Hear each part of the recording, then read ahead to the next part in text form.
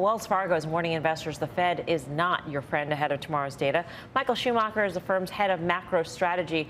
Michael, in what way? Higher for longer? Higher for longer. That's right, Melissa. So you think about the history over the last 15 years. Whenever there's weakness, the Fed rides to the rescue. Not this time. Fed cares about inflation, and that's just about it. So the idea of lots of easing, forget it.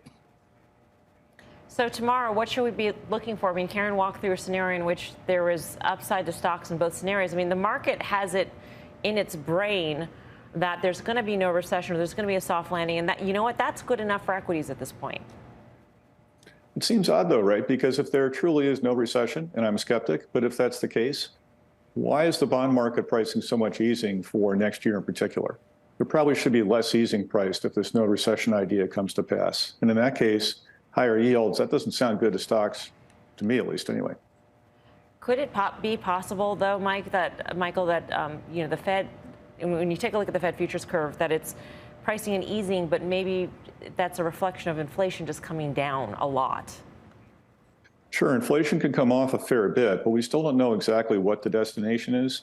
Makes a big difference to the Fed if that's 3.25, 2.75. At this point, that's up in the air. We can't tell. Right now, it's running about 4% plus on core. That's too hot for the Fed. We can get a huge number tomorrow. That's a bad result. It's all about legacy, too. You know, Arthur Burns was probably a brilliant economist, a great individual. He's become the punchline to a lot of inflation jokes. And I don't think Jerome Powell wants to be this generation's Arthur Burns. So I think part of it is about his legacy, and he doesn't want to be the guy that makes some of the same mistakes were made 40 or 50, almost 50 years ago. Yeah, absolutely. You think about Powell when he walks down that hall at the Fed, he says, Burns, I can't be that guy. I don't want to be number 2. I don't want to be number 3. I want to make sure there's a big gap between my legacy and that of Burns. And that gives Powell the incentive to really try to squelch inflation, keep policy rates high for quite a while longer than the market anticipates. So I think that's the danger right now, both for bonds and for stocks, frankly. So, Michael, the Fed is known for taking too long to act, and as you just said, acting for too long. Is there a chance with this very political year that we are moving into, that we're always into, with employment, that Chair Powell doesn't want to keep his foot on the gas as long as you think he would? We don't need a lot of cuts. We just need a leveling off of the hikes. Any shot of that? Yeah, there's a chance. And I think the big risk there for Chair Powell is that he loses control of the committee. So a number of folks in the committee lean fairly dovish. If the economy does look a bit weaker, if the jobs picture does darken a fair bit, they may talk to Jay Powell and say, look, we can't go along with additional rate hikes. We probably need a cut or two fairly soon. He might lose that argument. I think that's the biggest risk for him with respect to his legacy.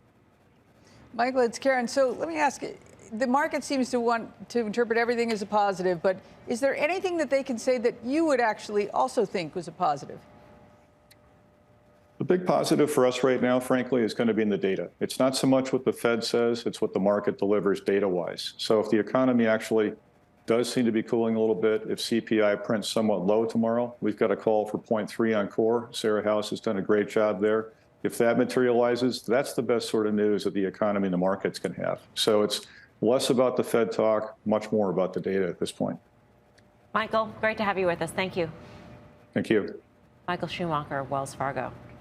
I think there was an interesting article in the Journal this morning talking about China and what don't hold your breath waiting for them to reflate the global economy. And I thought one of the interesting points there was that this is going to be a domestic consumption story over the next year or so. And this could be as our economy is slowing. When you think about the effects of that, if they have demand for the sorts of inflationary inputs like energy and industrial commodities, that could be inflationary over here. We have also unemployment at 53-year lows. That wage inflation, that has been really sticky. Now we're starting to see some layoffs, but it hasn't made its way through our economy really. So this could be like the perfect storm of stagflation. And it's not fear mongering or anything. This is just kind of picking it out, partially because the consensus, as I just said, has shifted so dramatically, so quickly, and the markets don't really seem to care about the data. And Michael just made a lot of good points. Like if we start to see weakening data, and that might give the Fed a little more room to say we're not going to be here for as high as long as you might think. But the market's not pricing that in right now, and that's the thing that concerns me.